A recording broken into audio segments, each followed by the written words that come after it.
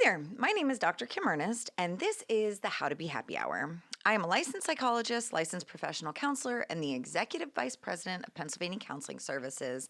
And today we're going to be talking about New Year's resolutions.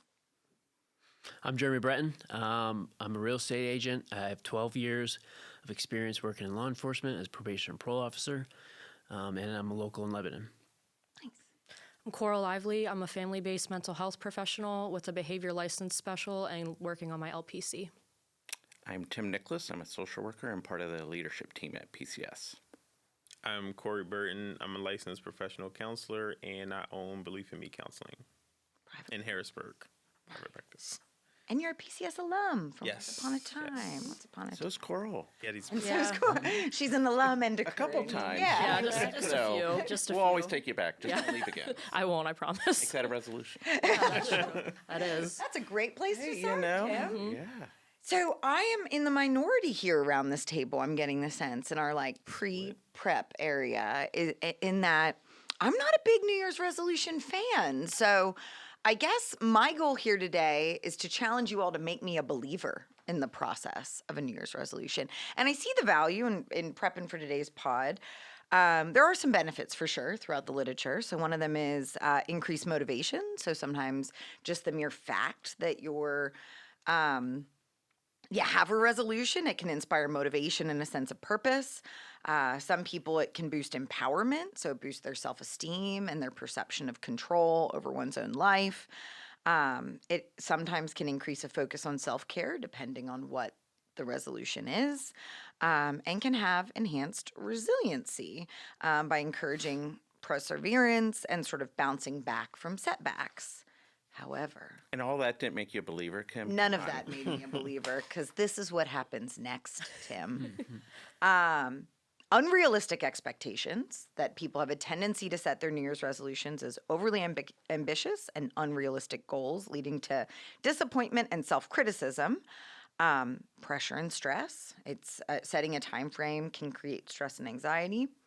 All or nothing mindset, which is the thing that stands out to me probably the most, that it's like, It's hard. if I don't hit the mark fully, then I might as well just give up and throw it to the wind. And overlooking the underlying issues. That you focus on the resolutions to distract from the work that might be a little bit more useful. So I don't know, y'all. You guys seem like believers in the resolution process. How'd you get there? I'm actually not. I know. I'm not alone. How did you get screened in? Right? I'm a goal setter, but I'm not necessarily a New Year's resolution person. Okay. So you believe in setting the goal, but it doesn't have to be based on the calendar year. Yes. Nice. Well, Kim, you know me a little I better than know, most I know- here. I know how you feel about I it. love resolutions. Those that know me in the office. I mean, I love Christmas from a spiritual, personal perspective. But if you ask me what my favorite holiday is, it is New Year's Day. Just because I love New Year's resolutions. I love the newness. I love the fresh start, kind of the redemption, and all the things you talked about. They are real things. So I don't, disavow those things. But just the opportunity to start over and fresh start and set goals excites me. Yeah, absolutely. I like it with an asterisk. I get all the pressure. I like it that it's a starting point. You have a group of people doing something new all at once, maybe not the same thing, but I'm more of the mindset of, is it a lifelong change and that lifelong journey to get to wherever you want to get? So can you make it a habit? Correct. Can you take yeah. this resolution and integrate it into your regular life to make it Right. more of a lifestyle change Right. versus Yep. Perfect example of that is when I'm part of a men's group at the YMCA, and it runs throughout the year. And every January, without fail, the parking lot is full. So you have to park way out. February we're good, but that January, First month. it is Yeah. it is far away parking. To your point, people start and then just stop right away. I like it as a checkpoint. I think for me, my New Year's resolution is almost always exercise related, and I've found the most success starting in November. But that January 1st is important because I know when I start, I am the person who gets on the treadmill and I'm sprinting after this run, I should be in shape. So This is gonna do it. Yeah, this is the run. And if I do that in November, then I feel like, oh, I can get on the treadmill and I can walk. I don't have to run because, it's not January 1st. But by the time January 1st comes, the pressure of like summer's coming around. What am I doing this for? And then Super Bowl is all all things, cheese and meat related. So then there's like these very small things for me that can like knock me off of my square. And that's what I try to balance when I make New Year's resolutions, but I like to already start so the pressure is limited. I love the idea of a checkpoint and so I would say that while I don't tend to subscribe to resolutions, like I pick really small scale, really easily achievable resolutions so I can check that box and then be like, did it, nailed it. Let's move on to the like organizing my sock drawer was one. This year, I think my resolution is going to be changing my chicken waterers from my summer waterers to the winter waterers because it's been. I have no idea what any of that means. Yeah, well, Word you know, for it'll take about an hour. It's important to use. It'll so take yeah, about an okay. hour, and it'll feel real good to have it done. I didn't have that one on my list. Sorry, no. Tim, come over. You can do chicken chores. Chickens with are me. amazing. It'll be done. Chicken Jeremy's chores. a believer. They're just heated waterers. They're just heated water. All right, You got switch it. them out. But the summer ones have more capacity. Anyway, I won't bore you with the details. But I love the checkpoint concept. And I've often used New Year's and January specifically, like the whole month, to go through my schedule, my day-to-day life, notice where I'm spending my behavior, notice where I'm spending my time, and critically evaluating whether or not it's truly serving me. Because I know, especially in the holidays, there's a lot of stress, there's a lot of food, there's a lot of extra activities, extra family, extra responsibilities this time of year, and to reevaluate everything and check in and say, is this consistent with what's important to me, yes or no? Or is this consistent to that degree? Like I find myself doing a lot of mindless Instagram scrolling this time of year because it's 10:30 and I'm tapped out. And so I want to just like laugh at these people singing silly songs or like whatever they're doing. And then recognizing like that got too far outside of its box and I need to scale that back. So usually this is the time of year I quit all social media. I do this, I do that, and that's helpful. But it's funny. It's more like what do I give up versus what do I add this time of year. I think that's good because whenever there's an action, there's always a reaction or another action, So if you're checking, so I think that what you said plays along with what I like about it because you're checking your why. Yeah. Why am I doing these things in my life? Is it working for my overall goal? And I think we live in a society now, like you just spend pretty much 2 months eating. And like most of the goals are And only weight sugar. loss. Yeah. And so it is Is good that bad or not supposed to do that? it is a good checkpoint. But I think if it's just surface level stuff and it's not really looking is my life on track to meet my overall goal, it's okay to eat. It's okay to have splurge and have sugar, but overall that needs to be checked once in a while. So that's A good. lifestyle. Your of why, cooking. yeah, your why. Yeah, I think for me, resolutions connect to personally like an area of focus. Like no surprise to those that know me, definitely ADHD. So I love ideas. I love new things. That all or nothing is part of who I am, and both in my creativity and also some of the areas I struggle with. So just putting them down in writing, and not surprising, I have like probably usually 10, 15, 20 resolutions. And before I used to have, okay, if I didn't hit a resolution, I'd really be hard on myself. And I've truly tried to grow in that area. Like there's some that are more aspirational that if I can get to, and then there's some that no, I definitely want to check them off. And at the end of the year, I kind of review them and say, oh, this was good. I was able to hit this one. This one I wasn't able to hit. Where before I would kind of beat myself up over it. I'm like, okay, no, I guess it wasn't. As you were saying, didn't really connect to why I really wanted to do it. But it just helps me to kind of have a focus. Like life goes by so quickly. There is so much that happens in our lives. So at least for me, it allows me it's a reference point that I try to look at it monthly and like, okay, doing okay in this area. Like, no, what was I thinking? That shouldn't have been a goal. But it just helps for me personally to focus. And I know I have tried to be not a New Year's resolution shamer. Everyone has to do resolutions. How can you not like that? I mean, that was me. I've tried to become less of that, but I get excited about things, but trying to keep more of that for myself and understanding some people are way more structured than I. Maybe most people are way more structured, so they don't need a point in time to do that. That's kind of how they live their lives. But for me, I found that it's just a good foundational structure point. How do we use them, like either in like our leadership role in our, Jeremy, I don't mean to put you on the spot, but I know like you're a leader within your family. You've got a number of kiddos that look up to you and sort of responsibilities there. And I know each of you lead your own therapeutic caseload. You lead a therapy team. And so how do we use this concept of the New Year's resolution effectively, either in our clinical treatment planning or in our leadership at home or in the office, to support those that look to us in using the concept of the resolution effectively? So when you're making a resolution, right, you're making a decision to do something, and whatever that decision is could be positive or negative. So as a father, I want to be able to make a decision that can benefit the family, but then also potentially set up my kids to be better in life too. So obviously I'm not going to purposely make a decision that, affects them negatively. So, I would love to see my kids have kids, and I'm very big into fitness.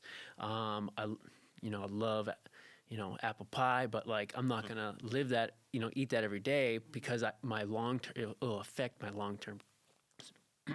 It will affect my long term goal at the end of the day. So I should take eating apple pie off my resolution list. no, don't take it off. Unless if you're a competitor with it, Yeah. you get money for it. Oh, okay, there you go. You know what I like mean? it. That's So just change your job to be Yeah. consistent with your lifestyle.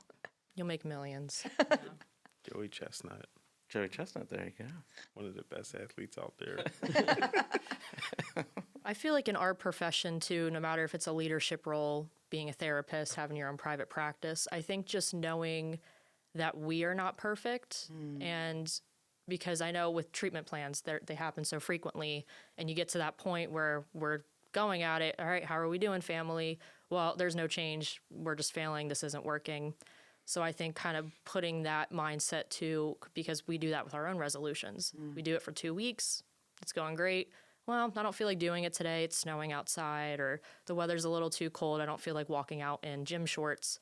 So we just give up. So I think bringing that mindset of the way we handle ourselves with resolutions, bringing it into the way we work with our profession, and knowing that there are going to be times to fail, but there's also motivation to get back up and do it. When you fail, you learn. Yeah. When you fail, you learn. Okay, and you get up and you try to do it again. And so having that perspective of, okay, I potentially will fail at this goal, and I just don't throw everything out the window. You got to keep going, and then hopefully you don't make the same mistake. So I think professionally for me, I kind of follow the same thing we talked about at the beginning. New Year's resolutions for my clients, it starts in November. And it's because the holidays come around, and it's very vulnerable for a lot of people. Family blow-ups happen around the holiday, and being able to start that with clients and starting my career in drug and alcohol, January was also when a lot of people decided to get treatment. So that is a time where it's an influx of people that were like, I'm coming off my last ride, and I'm coming here to see what I can do to change my life, and they want that quick turnaround. And instant gratification becomes a huge factor in whether or not goals are realistic. Because I need to know right away that this is going to work or this is going to be okay. And a lot of clients want that reassurance from us, and we can't give that. So it's like, how can I get you on board, but also let you know things might go wrong. Something might happen. insurance plans, this is getting into the boring stuff, but Oh, but it's real. people that have deductibles, and for 6 months they might have had a $10 copay, and then they come in and they're paying over $100, or they're paying close to $100. And me personally, I know how I grew up. Counseling was not an option if I ever would have had to pay for it, but I have a very soft spot for when people can't pay for counseling. I'm like, what else can we do? Because that's always been my hang up. I never want to become a financial liability for someone, but when you're in the middle of a goal, you get stuck between a rock and a hard place. No, that's true. I always forget that we're heading into the season of copays and deductibles again. And that sometimes comes as a surprise to folks after shelling out maybe more than they should have during the holiday season, and or unexpected costs this time of year as well that you didn't anticipate. And that's always, forget about that piece. I do like the idea that you mentioned that many folks in recovery choose January to get into it again, or sort of start back into it again. And we did a pod a couple of months ago all about recovery during the holiday season and all of the unique challenges that come into maintaining one's recovery during the holidays, because there's a lot, like, you're with some of our biggest triggers are the people we love the most, and so you're seeing your family all the time, you're seeing the folks that might be tied to adverse childhood experiences that you're mostly okay with, but maybe not for a 12-hour marathon Christmas Eve party, or a lot of people increase their substance use. A lot of people without substance use disorders increase their substance use around the holidays. And so just like the season of indulgence emerges this time of year. And so many folks are looking for help right around the beginning of the year, and that's when their deductibles are resetting. That's when many of our own, like our staff, or maybe in job training, like we see our greatest amount of resignations in December, and then a ton of new hires in January. So that's people getting used to the job and learning and so you also have lack of access this time of year. And so I guess that long and winding road to say, how can folks begin the journey while they're still trying to figure out who their partners in that journey are going to be, while they're still trying to get grounded in treatment, if that's what they're choosing to do, while they're still trying to figure out how to pay their deductible, or maybe they have to come less frequently in the beginning till that gets a little bit more manageable, or what are some solutions that people could lean into during a season where access becomes more limited? I always say EAPs out loud. Yeah, okay. Most jobs do not advertise EAP benefits, and a lot of people have them and they don't use them. And it could be 6 free sessions, it could be 3 free sessions, it could be 4 free sessions, but it's like being able to use some of those benefits are just a way to even get support for a short amount of time. And that's something that I always tell people, like, just call. This is my, like, getting old thing, is like, I need to talk to somebody. I don't want to do it online. I don't want to go through an automated system.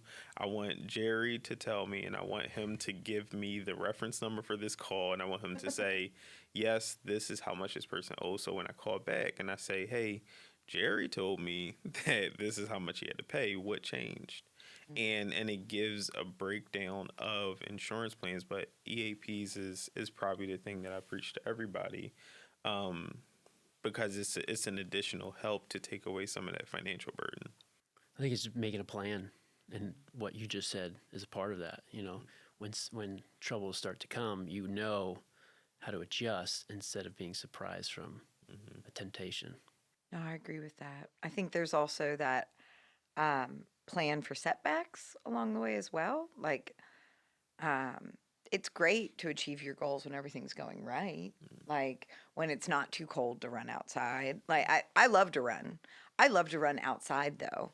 If I have to run on a treadmill, See, there we agree. Yeah. yeah, No treadmill. I just don't. But get me out on a trail with my dog and like the sun on my face. Love that. Don't always have the time to do it, but love it when I can find and make the time.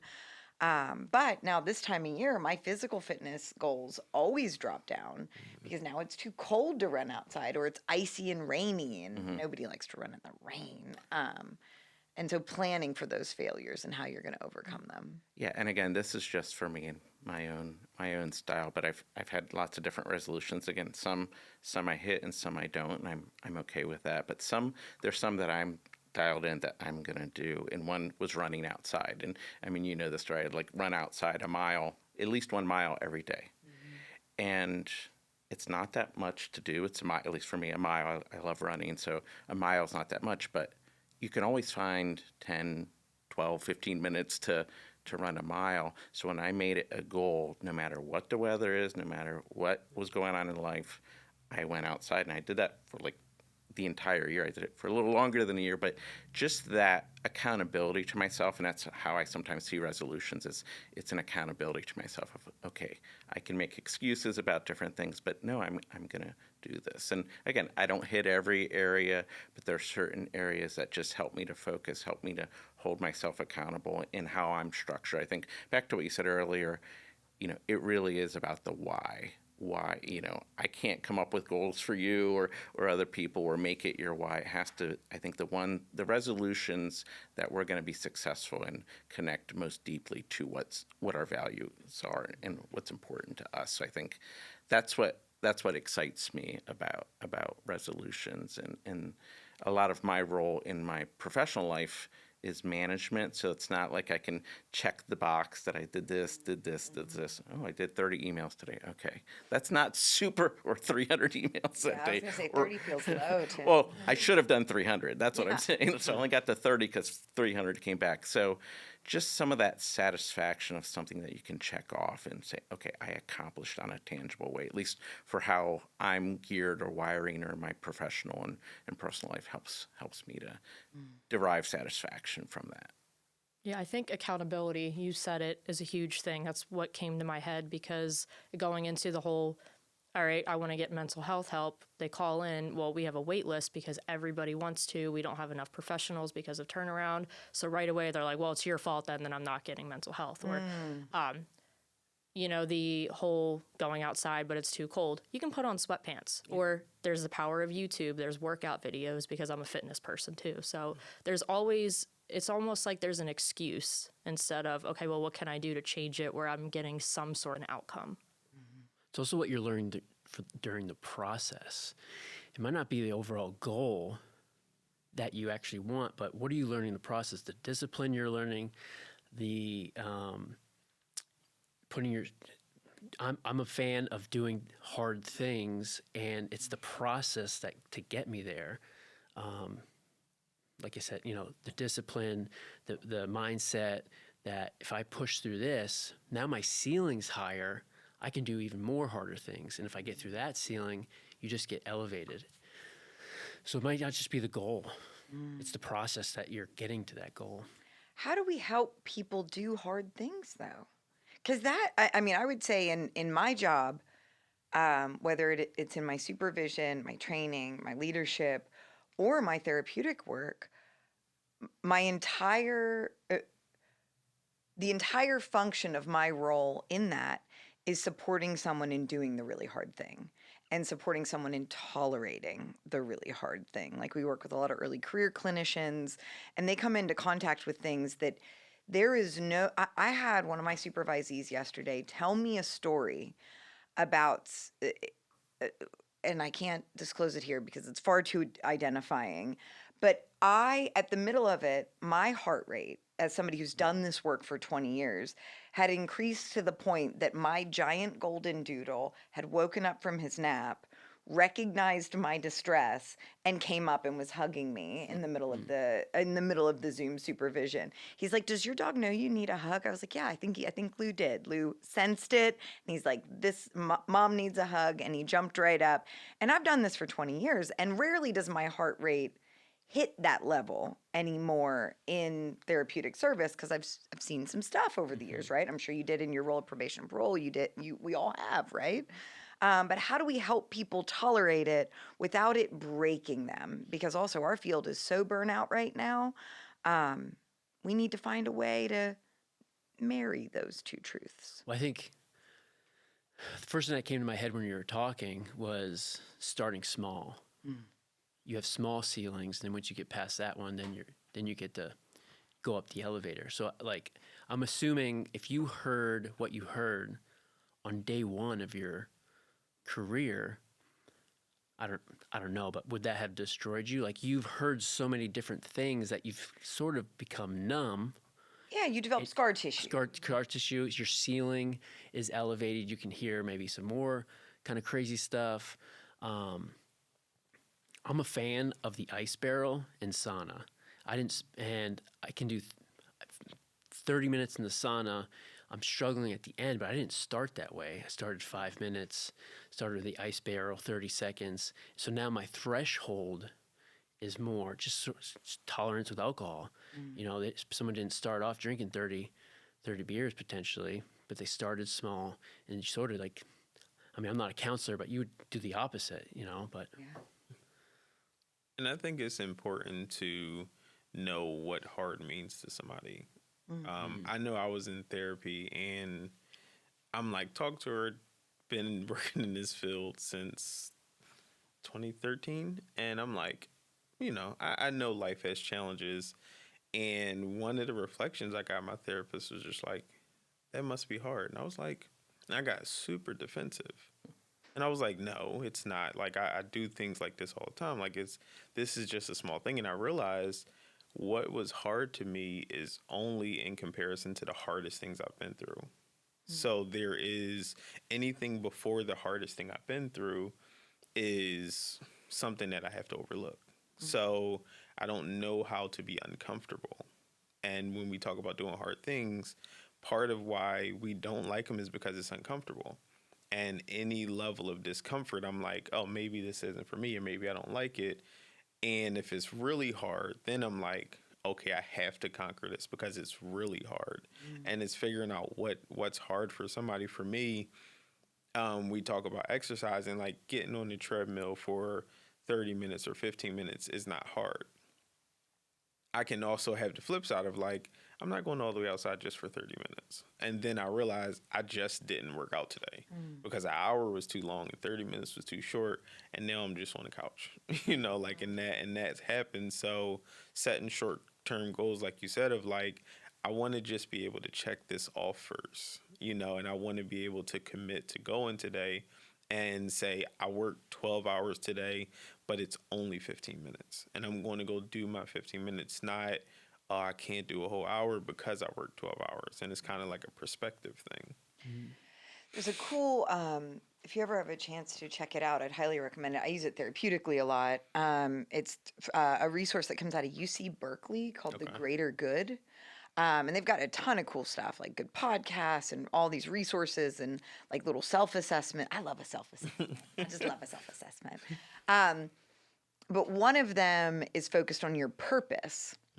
And I think we can do a whole lot if it's grounded in our why. And so, like, to your point earlier, that if you have a more shallow, and I don't mean to like value judge somebody else's New Year's resolution, but it's like, well, I want to look good in a bathing suit in June, so that's why I'm setting this New Year's resolution, versus I want to be able to dance. My kids are 5 and 8. I want to be able to dance at my kids' wedding when they're older, and like want to be healthy and around for it and all that sort of stuff. I think that's a more why values congruent New Year's resolution. But UC Berkeley has a really cool like module of different resources surrounding purpose and helping people identify what that purpose is and how they ground their work in it. And to your question, you said, had I heard that story on my very first day of the job versus 20 years after doing the job, would it have broken me? I think I got broken a lot early in therapy. Like, I remember talking about to a group of family-based therapists, and I was like, I cried in my car all the time. And they're like, wait, you cry? And what's wrong? Like, they all looked at me like I was insane. I was like, you don't cry in your car? What's wrong with you? Maybe you'd carry the job better if you cried more. But I cry a lot. I mean, I cried a lot in my car afterwards because I would work with those with history of sexual offending behaviors and they'd tell me their story. And I was way too young to have the job I did, but I had it. And I would get in my car and I would weep my whole drive home from Lancaster to Harrisburg. Like, how can this even be? And then I'd get in my car the next morning and I'd do it all over again. But it was like, I used my supervision, I used my consultation. And it's not a part of my story in that it hit all the way home. But it was something like, man, that hurts to come into contact with on the regular. But it was tied to my purpose. So I kept getting in my car the next morning. I wanted to be the best therapist I could be. And the way to do that was to work with the hardest population I could identify. And so it was my why. It was grounded in my why, which let me keep doing it. But I don't know. I don't know. I went to training years ago and it stuck with me. It was connected to family group decision making, which is a process of bringing families together. And the trainer said, go home to your spouse or your significant other and just take about 10, 15 minutes, tell them everything that's wrong with them. All right, yeah, so you guys want to try this at home.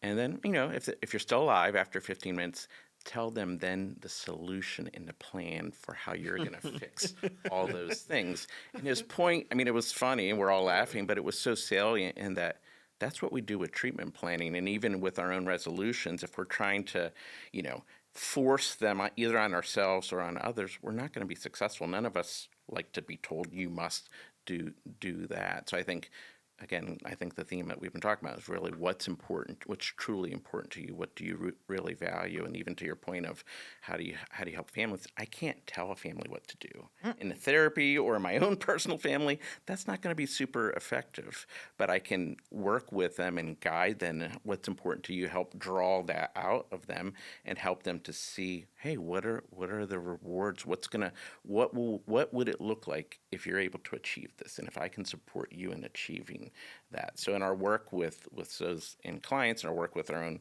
and our family, and then our own personal work, I think looking at, okay, how do I really connect to the things that I value, I'm more likely to be successful with. It's funny. I had a session with a long-term client the other day, and I've seen this gal, I think probably 3 or 4 years now, quite some time. And when we started working together, she would always come to me and say, like, what should I do? And I would always say, well, what do you think you should do? And then she'd get kind of pissed at me. She's like, that's why I'm fucking asking you. Tell me what I should do. And I'm like, I'm not going to tell you what to do. What do you want to do? And like, we would go back and forth like this for a really long time. And so fast forward, and every session went that way. I'm surprised she kept seeing me. But it went like that for a while. And then most recently, she encountered like a pretty significant life crisis, like a change, a pretty big shakeup. But she's like doing great with it. And I'm like, well, what? Like, tell me about that. Got real curious about it. And she's like, well, I knew I was going to see you today, and I knew the questions you were going to ask me. And I was like, oh, okay. Tell me more. Am I that predictable? And she's like, yeah, you were going to ask me, how did I make sense of this? You were going to ask me, how can I stay safe? You were going to ask me, how can I keep my kids safe in all of this? And like, truthfully, that's exactly what I was going to ask her. Awesome. and she's like, so I decided that because she now has private insurance, she now has deductibles to deal with. And she's like, so you know what? I asked myself all the questions that I knew you were going to ask me. And she's like, I'm pretty fucking resilient now. And I'm like, yeah, you are. Look at you. Go, girl. And like, so we just kind of celebrated how she's integrated these thoughts. But I remember early in therapy really inhibiting, because from where I sat, I knew exactly what she should do, right? 100%. Kim's 10-point plan to how to solve your life. But I stayed away from it. And I led with curiosity, and I led with like grounding in whatever was important to her. And that's what stuck. I don't know that it would have stuck if I said, here's my manifesto on how to solve your life. Do these simple steps and you will be fine. Yeah. But it's so tempting to do it. It is. And professionally, personally, as a dad, there's things, my daughter's getting older, it's like there's things you want to say and things you shouldn't say, and you want to guide them in certain ways, but allowing them to, form their path, some guardrails, but I think, trying to find that balance, it's hard. I'm starting to run into that as a parent. Have them learn on their own. Yeah. My oldest, you just got to try to, actually you set boundaries up Yeah. by asking the same questions, and then she learned on her own, like, oh, this is just the assessment that I need to do to myself. So It's tough though. It's tough. My 5-year-old had his first fight with a friend last week. He was like really upset about it. Like, and obviously, like for good reason, right? It was his first fight with a friend. And of course, initially I go into like my 8-year-old's like, just go back and do this, this, and this. And I'm like, all right, buddy, let's go have a chat. And so I take him away and I start asking him questions. And he just was so sad about it and trying to help him like figure out his next path. But you forget like all the little resiliencies you develop just through the course of living and figuring it out. the process, yeah. The process. The things that today we know how to do that we forgot how we got here. How do we help people make goals that are both structured and realistic? Because I would argue that's another beef that I have with most New Year's resolutions, that especially when I'm talking to clients about it, or colleagues or supervisees, or even in my own family, a lot of the goals are like, well, I'm gonna like build a rocket and get straight to the moon. And it's like, man, well, like maybe could we look at the moon for a while? Could we start there? How do we help people identify goals that are realistic enough that they are sustainable and manageable, and they don't kind of lead to that like, well, I like measurable goals. I think measurable goals allows you to identify what's too big and what's too small. So specifically in work, what I will ask clients is I would ask them the extremes. What's the thing if your life was perfect? We all know, like Counseling 101, what's your perfect life? And you ask them that and answer that. What's the worst thing? And then what's the thing you can do that's a little bit challenging but you feel pretty confident about? And then they can kind of structure it and they can do it themselves. And I don't have to say, what if you do this 10 times? They can say, they make the measurements because it's all subjective to our own lives. So one thing for me is always finding a way to make it measurable, and the confidence level to how tangible is it for you to accomplish this in time frame. Always giving yourself enough time to be successful, because a lot of people come up short strictly because mentally they tell themselves they didn't do it fast enough. I like to use the metaphor of washing a car, because I notice within family base, they always have a really big goal, and it's a great goal to accomplish, but you're not going to go from this point to this point without anything in between. So I said, like, if you go to wash your car, what do you start with? You put water down. The last thing you do is dry it. What if you were to go dry it? You're not washing it. You're just wiping dirt around. So Like that. try to help break it down into smaller things. Like, okay, what about identifying when you're about to do that thing? That's a goal, because you're not doing that now. You're just doing it. So that's the way I like to do it, is the use of washing a car. I like setting unrealistic goals. We all do. See, now we can finally connect. Yeah, I like it because it pushes me. And I mean, I'm not going to build a rocket. I think I know my limits. I think that's the thing. Maybe showing someone their limits. Knowing your- Everyone has limits. Like everyone has certain things that they're good at, they're bad at. I know my limits. But I like setting really high goals that potentially I might fail. But I'm okay with that, because my mindset, and this is just me repeating it, is because it's the process that gets me there. If I'm 1% better every single day, that's gonna accumulate, and I'm gonna see a lot more success if I just don't do anything. So for me, it drives me. But I think you have to have the right mindset potentially for that, to build someone up to that. I don't have that. I relate to that. I love an unrealistic goal, like a big, audacious, far-flung, almost impossible goal, because I love to kick its ass, like love it. And almost to the point where I can get, I don't know, like high. It's a high for me to like chase something that feels impossible and then land that plane. The risk I run when I do that, for me, is how singularly focused I can get and how one-minded I can get, where it's like that's the thing at all costs. And then sometimes I forget about other things that are important, sometimes at the cost of like my kids or my husband. Not proud to say that out loud, but I think it's the truth. There are times where either I put more time into the goal than is realistic, um, or I'm physically present at home, but like not. But I'm there, but I'm not. Or other things start to fall because I'm like chasing the dragon, so to speak. And I mean, there have been times, I mean, in the last year, I've caught a couple of dragons. Truthfully, there have been a couple things that I'm like, I'm going to get that thing by the end of this year, or I'm going to achieve that by the end of this year. And it wasn't maybe a New Year's resolution, but it was like, it is written and it will be done. And sometimes at personal cost to certain relationships that I have, or other bits and pieces. And I think at the end of the day, it's worked out, but the process certainly could have been cleaner along the way. And so that's something that I always just have to pay attention to within myself. Like, am I getting out of balance in my pursuit of the thing?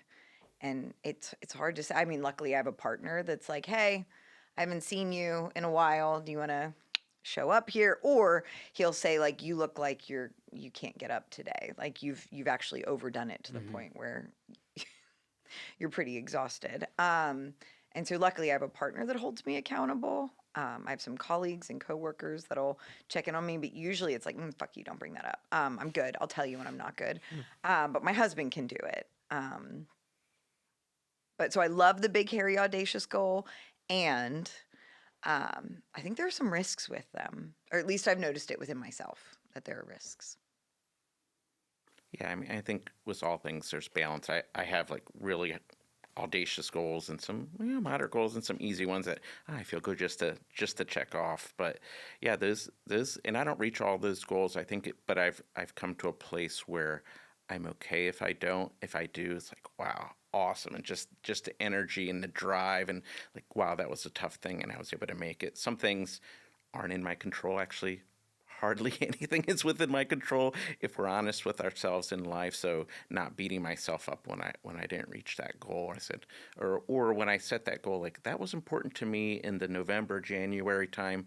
But boy, life hit me in this area, or work hit me in this area, different things. So I needed to adapt and adjust, and that helps me with that. One of the things I've done in the last couple of years is adding, and it's not a Tim idea, others have done it, but just adding a theme to the year, and that's been helpful for me. Like there's some very specific things, but just having an overall theme. So, one year it was restoration, just some areas in relationships in my life that I wanted to work on and restoring. And, throughout the year, I would just kind of, that word would come to me and just kind of think about that. Last year it was discipline and just getting more discipline in certain areas with that. And for me, this year it's presence.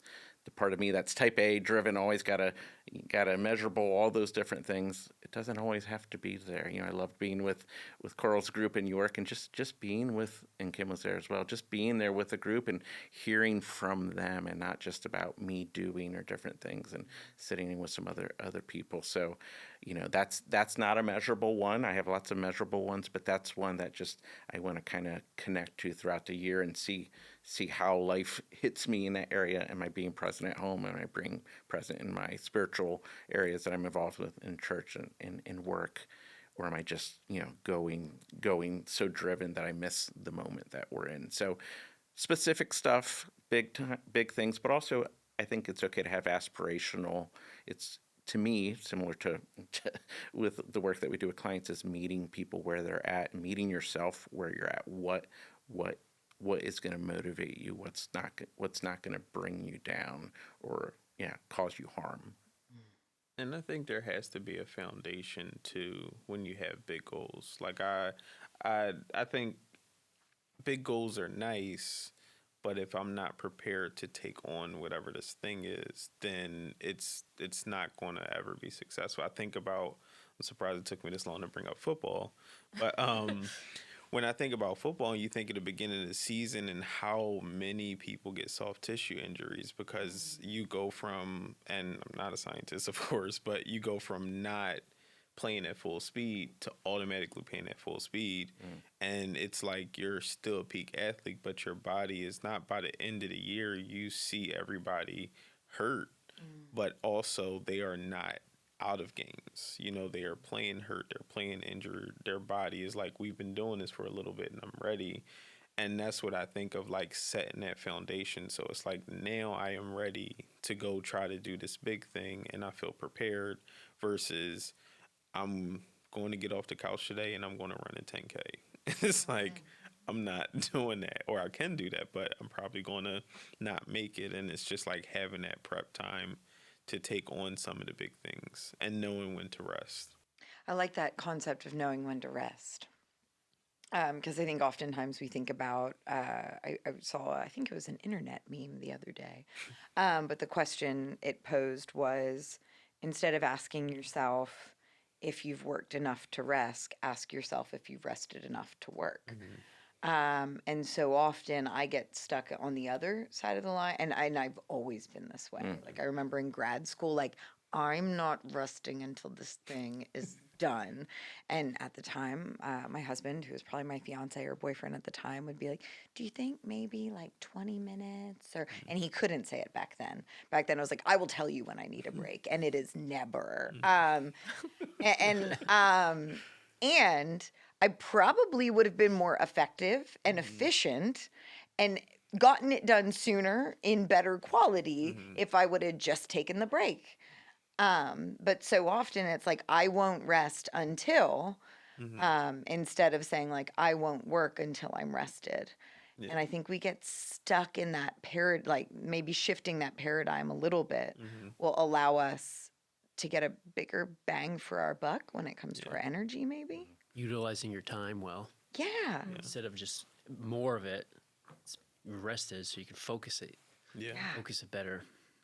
I was always, excuse me, a night person until like I turned 32. Whenever I turned 30, I'm 33, okay? When I turned 32, it went away, and that was my superpower. I could, all I needed was 4 hours. If I could get 4 hours, I could do anything. And last year, I got like 6 hours of sleep, and I woke up and I'm like, why is nothing working? And I was not a coffee person. I was not an energy drink person. I would just need, if I could get out of bed, I would wake up. I didn't like, that was what it is. The hard part was getting out of bed. But if I could get up, I would be up, and I could be up all day. So I used to like maximize working all the time, you know, especially through grad school and internship. And, you know, you're working 16 hours a day. And then I hit a wall. And I was like, I can't do this anymore. And I had to shift. And now I have to value sleep. But when I get stressed, I don't care about sleeping or eating. Those are the first two things that I'm like, I'm going to accomplish this goal, and then I'll go do these things. And those things seem like they take up so much more time.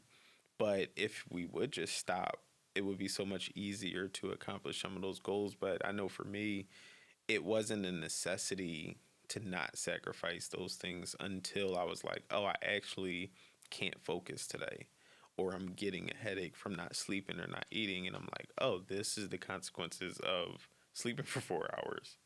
And I'm like telling my girlfriend and my friend, and they're like, oh, did you sleep? And I'm like, that's not it. Like, it has to be something else. And then like the next conversation we're having, I'm like half asleep on the couch, and I'm like, maybe it was it. Maybe that was it. I think that circles back to, I know you asked a question about how we can help others like with their goals. Yeah. Because hearing that from, I'm the same way, and there's always somebody telling me, you know, food fuels your body, sleep fuels your body. And I'm like, fuck that. Like, no, it's not. Like, yeah, it does. And I know that. So it's always sometimes having. So does Monster Energy drink. So yeah, So mine's Ghost Energy. But that support system, I think, to kind of get you on track, because I am somebody, I have very high expectations on myself. And sometimes even in this job, like working with a team, when I have a partner that's like not doing what I'm doing, I'm like, I don't understand why I can't get that. But then I actually use my partner's superpowers to help me slow down and realize, okay, I'm being a psycho right now. Like, this is ridiculous. Like, I need to slow down before I burn out. So, And I think that evokes in me like this concept of like, do you have the tools you need to do the task at hand? And sometimes the tools are tangible things. Like if your New Year's resolution is to run a marathon, like you need sneakers and you need to run a little bit along the way. Should and have a training plan. should probably And have you some should sort of Follow plan. the plan. But are you also doing like the ancillary? Like, are you getting enough rest at night? Are you nourishing your body correctly? Because I don't not eat when I'm stressed, but I won't eat vegetables or fruit or anything that my body actually needs. Yeah. Like when I get really stressed, I go to the quick dopamine hits. So I go to the coffee and the junk food and the sweet and the salty, and usually I like to alternate them. But never am I like, you know what? I'm really stressed out. I'm gonna have a spinach salad. No, never. It's like I'm really stressed out, and I could eat a whole cheesecake for lunch, and let's see how that goes. And so I think that that's the other challenge is like, are you doing those basic, like bottom of the Maslow's hierarchy of needs? Are you meeting those things before you pursue those higher order goals? And I think there's value in that. Or checking in with yourself with that. Are we changing your mind? I don't know. So my alternative to New Year's resolutions, I don't do resolution, or like I said, I do a resolution. It's easy. I can do it in an hour. I usually knock it out by January 2nd. Chef's kiss, it's over. And I've done what all y'all do, but I don't have to think about it anymore. I do a values bucket list every year. So it's not a resolution, but I identify like my most important domains in my life and then identify like 3 to 5 very specific, very measurable, very actionable things within each of those domains Spoiler alert. It sounds like a resolution. that I want to do throughout the year, but it's a checklist. I whispered that. Hopefully no one heard It that, was so. a checklist. And I usually hit most of the things on my checklist, but it's not like one big overarching goal.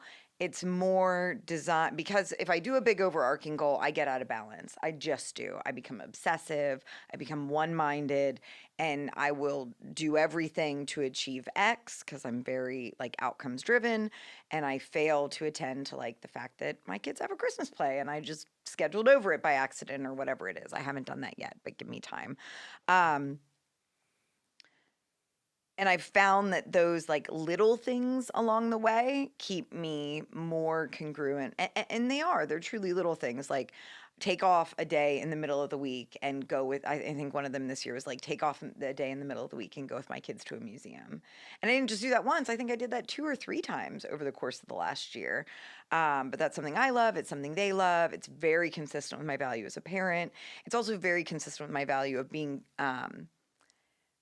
boundaried with my work in a way that works for me, because I can't just clock out at the end of the day all the time. I just can't. I've got too many people that depend on me to do that, and I've got too many personal goals that are important to me to do that.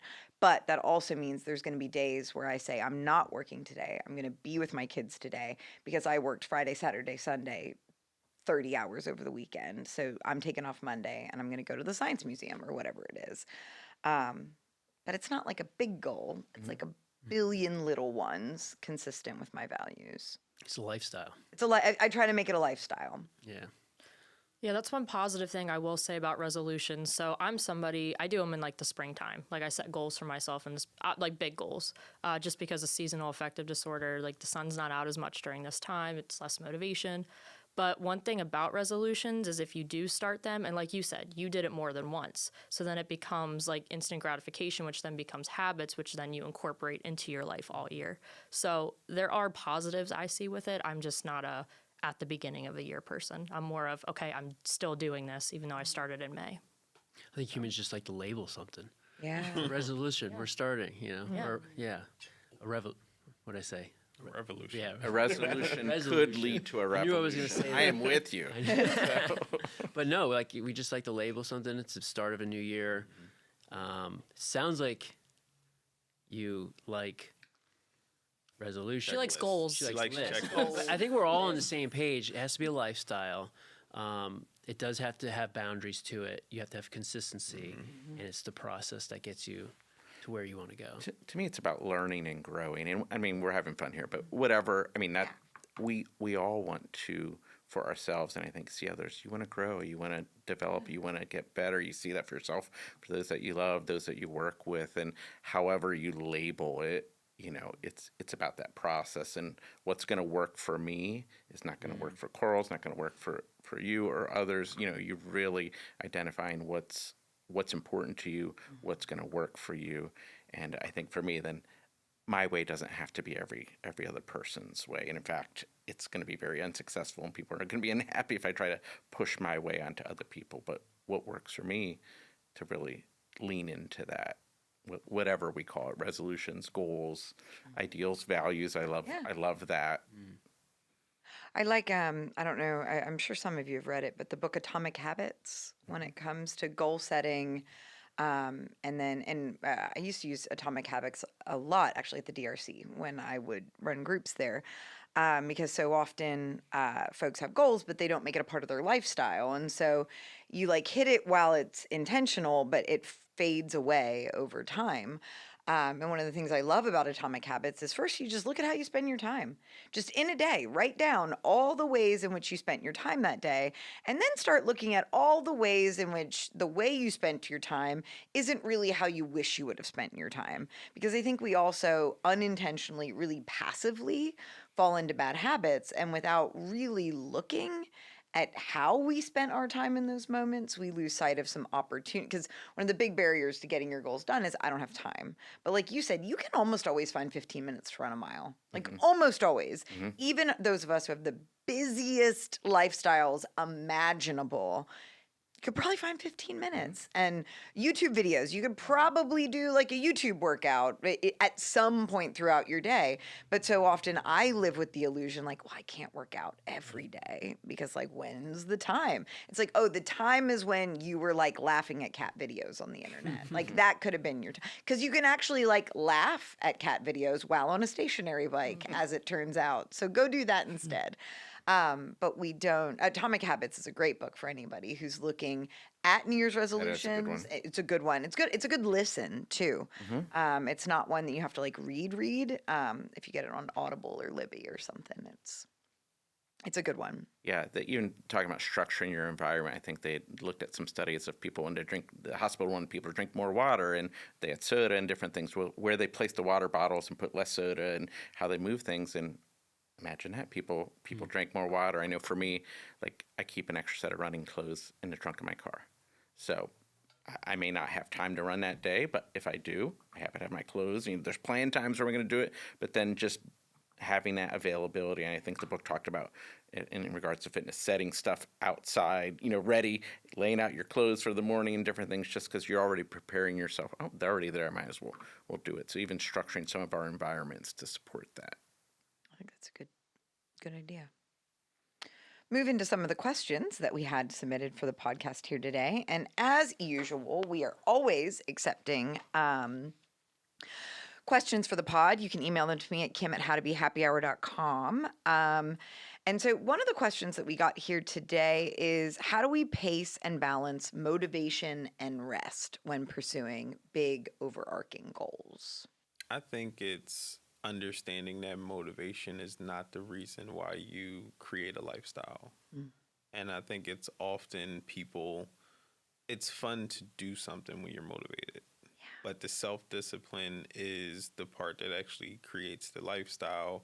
And I can't remember who mentioned it earlier, but the rest and things are part of the self-discipline. You know, like if you're going to run a marathon, and when I've talked to people who like are actually runners, they're paying attention to like not only what they eat, but when they eat, and what they eat when they eat. So, you know, like I did a Tough Mudder, and my one friend that's a runner, she was like, you should probably eat rice the night before. And I like had this whole like Chinese food where I'm like, so I shouldn't eat this Chinese food here? And she was like, no, it gives you more energy for when you're going to go do this. And I was like, oh, I never knew that. I just thought I needed to exercise, not eat crazy, and I'll be good. So I think finding that balance and really understanding the value of rest is important to being more productive, which I think was mentioned earlier. And it's not just like I rest because I'm tired. I rest to maintain and changing the definition of what rest means. I think just knowing that resting is not failing, because even people that are into fitness, like I only weight lift 3 to 4 times a week, because if I did it every day, I'm not getting benefits towards the end. I'm just wearing my body down. So even though physical types of goals that you have, like you still need your rest days. I think sometimes motivation can be different. Like I think motivation can only get you so far. Because there's going to be days where you don't want to do anything. Yep. But it's getting over those hurdles when you don't want to do something that will launch you into further success, I believe. So having a rest day can be part of your plan to accomplish your goal. One of the other questions that we had submitted here today is the idea of like, what is the purpose for a New Year's resolution, or what is the deeper function, or what is your motivation for a New Year's resolution, and how can we use that to better structure these resolutions and goals to be more effective? I think we spoke to that one a little bit. I think in my own life, I really struggle to tie physical health goals to a deeper motivation above and beyond like losing weight or just feeling better. I did last year signed up for a half marathon in honor of my brother who passed away in 2020. And that, I will say, is probably the most I've ever stuck with any plan ever when it came to an exercise goal, because I tied it to something really important to me. And I did that very intentionally. I was like, if I don't do it for this reason, I'm not going to do it. And so I'd never run a half marathon before. I did successfully survive my half marathon experience in November. Not sure I'm going to do it again, but did it once. But I think that was one way in which I said, this is something that's important to me. I want to honor my brother in this way, and I'm going to also honor him by taking better care of me. So like tied those two things together in that. But oftentimes, like for physical health goals or those sorts of things, I really struggle to tie it to that deeper, more meaningful purpose. I can tell you the right thing, like I know what I should say, but at the end of the day, it's like, yeah, I really do want to be able to fit into those jeans again, or back to my pre-baby weight, which is never coming back. Like I've actually gotten rid of those jeans, but like that sort of mod, like I can say it's for this, but it's almost always for that, if that makes sense. Yeah, I think connecting it, I mean, I don't think there's necessarily anything wrong of wanting to look better, feel better. I think those are good things, but yeah, connecting it to a deeper part. And I mean, I have the same, shallow or, not as deep goals of how you want to look and different things. But yes, connecting, you talk about walking, being able to walk your daughter down the aisle, or, those are things, or there's lots of different books out there of, what do I want to be like when I'm 60 or 70? Do I want to be, hobbling? Do I want to have, with grandkids? Do I want to be able to be active and different things like that? So, yeah, I think connecting it to a deeper purpose is likely going to increase that success versus some of the other things that aren't necessarily wrong, but it's easier to give into, hey, I'm not going to fit in my jeans or whatever it happens to be, versus, hey, I want to be there for my family. That helps me to stay more focused on it.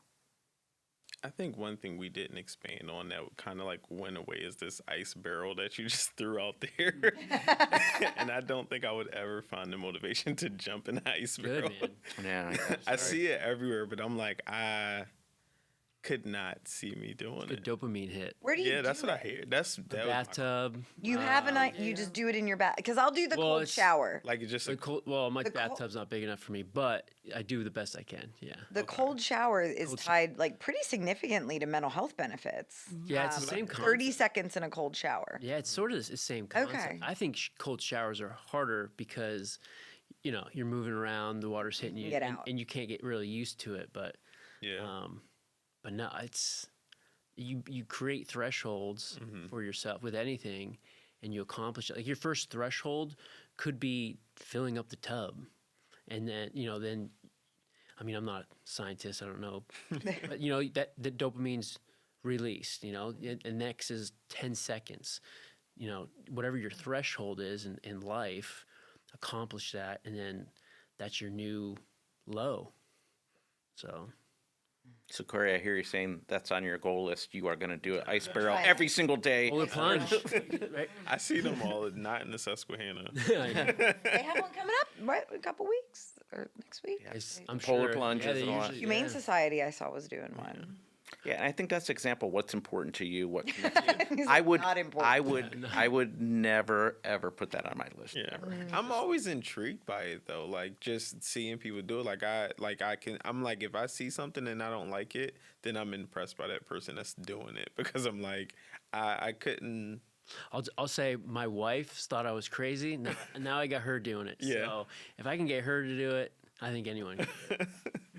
We're not ending this with us going to ice barrel, are we? That's actually. I'm out. Was Not that, in is that the setup. ice barrels Yep. out there? She told me about it, y'all. Yeah. You didn't bring your swimsuit? No.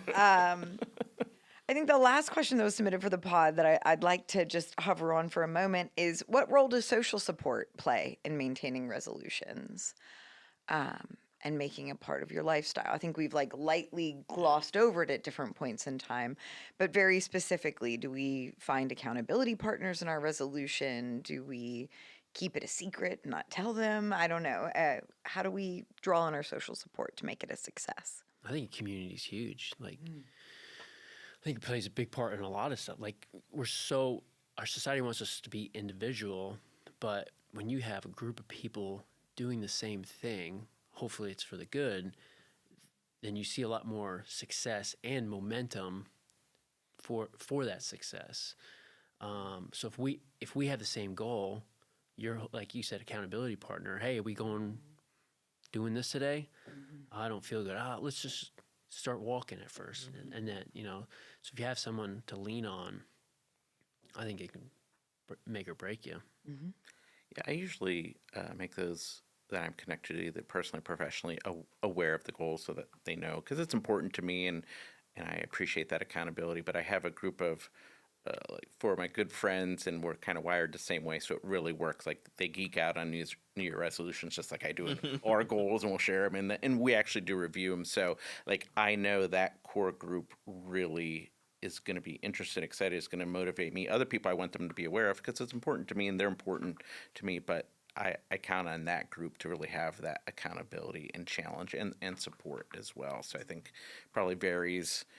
I couldn't do it alone. I mean, I believe that for all things, trying to do something solely alone, you're less likely to have success. So whether through the support of a therapist, through your church supports, through your family supports, community supports, yeah, it's important to find the supports that are going to support you in the area you're looking to develop in.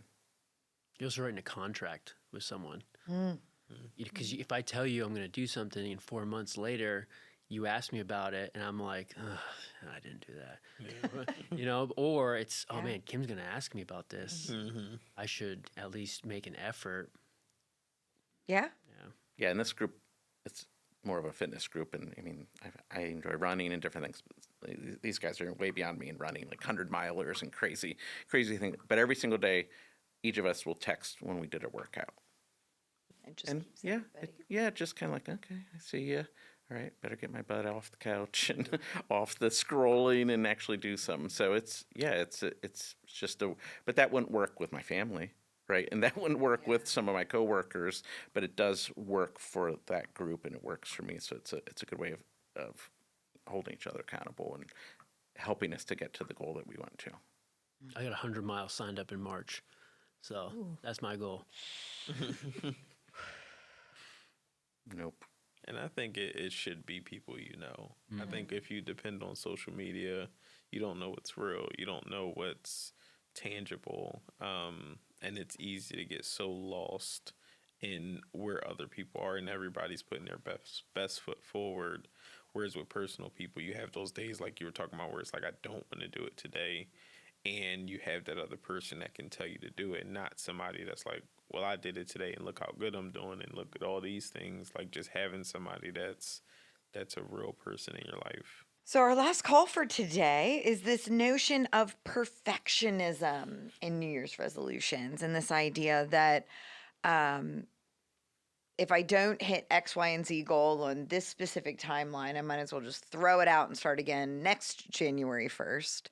And so, what do y'all have to say about this option of progress over perfection in terms of driving us forward in our New Year's resolutions?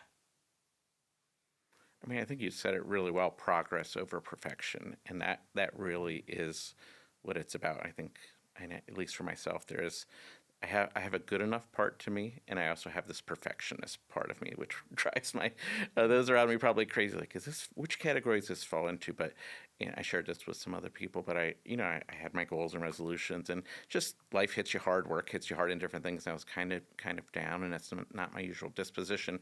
And one of my supervisors was talking like, "Wow, you've had a good year. You got this got accomplished, this got accomplished," and they were all things that were on my goal list. I was like, "Oh, you're right." Now did I hit every one of them? No, but the things she talked about were really huge deals, things you and I came and worked on and for years, and it was good to be reminded, even though I had it written down, that, hey, I didn't hit all of them, but there was some really things that, to take pride in, not in a negative way, but in a positive way. So I think that progress piece really allows you to continue to move forward. Because if I went with, well, I didn't have all of them, well, then I suck, which is my usual mind frame. Yeah. That's not first or helpful. last. Right, exactly, exactly. And I think you can ask yourself, what's the alternative? You know, when you don't hit a goal and that goal was set in March, the alternative doesn't have to be, I'm just not going to do anything now. Resetting that goal again can be very helpful to not say, if I don't get this, then I stop doing everything. So really reminding yourself when you don't hit that goal is like, when I'm moving forward, now what? Where do I go from here? And if I could think about it, the logic doesn't say I just stop everything. It says I can reset it. This failure is not a failure on my life. It's just I didn't meet this goal completely. And finding ways to maintain momentum. I mean, yeah, like when a farmer plants a seed, not all the seeds grow. And so if you stop planting, you're not going to have any fruit to bear, So if you stop and you don't at March when you don't hit your goal, then you're never going to hit it. But if you readjust, what did I learn? What did I learn from my failure? Readjust. Okay, maybe June I'll get it. But it's that process. I want to thank y'all for coming together and discussing this essential topic because I think we're looking down the barrel of New Year's resolutions next week. Also, thank you to our listeners. We have a couple upcoming pods, and golly, my mind just completely blanked on what they are. I know for sure one is on porn. Does anyone remember the other topic that we've got coming up in January? Shoot. I should remember because I need to prepare for it. Next pod that we're also recording is all about, it'll be tomorrow. We're actually coming back to the studio to record on Christmas movies, Friend or Foe. Spoiler alert, Die Hard is the best movie ever for Christmas and everyone else sucks. So that will be tomorrow's pod. And then we've got one coming up specifically on pornography, use, addiction, challenges and barriers when it comes to our kids and adolescents and all kinds of different things. And we've got some other topic. One about mental health and fantasy, specifically like fantasy books and stories and how that mental health themes that emerge throughout them. And golly, there's one more, but I've totally blanked on it. So polar bear plunges, ice polar barrels. bear plunges. Maybe it was Yes, that. we're all gonna go do a polar bear plunge and report back. It improves memory, does it? See, maybe It's tied to mental health outcomes. All right, there we go. Cold water. is one of the best ways to activate your parasympathetic nervous system. So I guess we'll leave you with that. We can all take separate cars, and I'll meet y'all there. That would be a Corey will motivator. definitely be The ice there, barrel would be a just- motivator for me to accomplish the goal if I didn't have to do that. Ooh, that See? could be Yeah. your Whatever. consequence Yeah, for exactly. not accomplishing your goal. Negative reinforcement. That'd be works every effective. time. Yeah. Yep. Well, thank y'all. This was the How to Be Happy Hour. Thanks. Thank you. Thank y'all.